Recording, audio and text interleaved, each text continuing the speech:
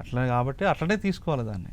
కొన్ని కొన్ని జరుగుతుంటాయి చిన్న చిన్న, కొంతమంది in the name of Telangana culture అస్తమానం తాగుడు, బోటి కూర దగ్గర లొల్లి పెట్టుకున్నాడు, దాన్ని ఏమంటారు నల్లి బొక్క దగ్గర లొల్లి పెట్టుకున్నాడు, ఇట్లాంటి తర్వాత పెళ్ళిళ్ళ కొట్టుకున్నాడు, ఇవన్నీ జరుగుతాయా అంటే జరుగుతాయి, జరగవనే కాదు.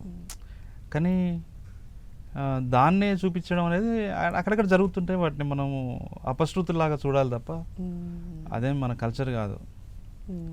ముఖ్యంగా ఏంటంటే మనకి ఏ కల్చర్ అయితే సినిమాల్లో కనిపిస్తుందో ఆ కల్చరే ఆ ప్రాంతం యొక్క కల్చర్గా చలామణి అవుతుంటుంది. ఓకే, అది తప్పు. అది తప్పు. యూరోప్లో అదే జరిగింది, ఇండియాలో అదే జరుగుతుంది, అన్ని చోట్ల అదే జరుగుతూ ఉంది. ఇంతకాలం మనము సినిమాల్లో చూసిన పల్లెటూరు ఏంటి, ఇంతకాలం హీరోయిన్ ఇల్లు అంటే ఎలాంటి హీరోయిన్ ఇల్లును చూసాం, ఇంతకాలం పల్లెటూరు హీరోయిన్ ఫాదర్ అంటే ఎలాంటి ఫాదర్ని చూసాం. మనకు సంబంధం లేదు.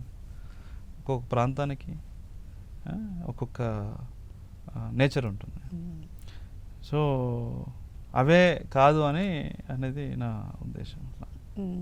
అయితే ఇందాక పాలిటిక్స్ ప్రస్తావన వచ్చింది కాబట్టి మీకు ఫ్యూచర్లో ఏమన్నా పొలిటికల్గా ఇంట్రెస్ట్ ఉందా సార్? ఎందుకంటే కొంచెం మీ సినిమాలు కాస్త ఎలా ఉంటుంది కదా, అంటే మీకున్నటువంటి విప్లవము ఒక్కటే ఎందుకు లేబుల్ వేస్తున్నారు?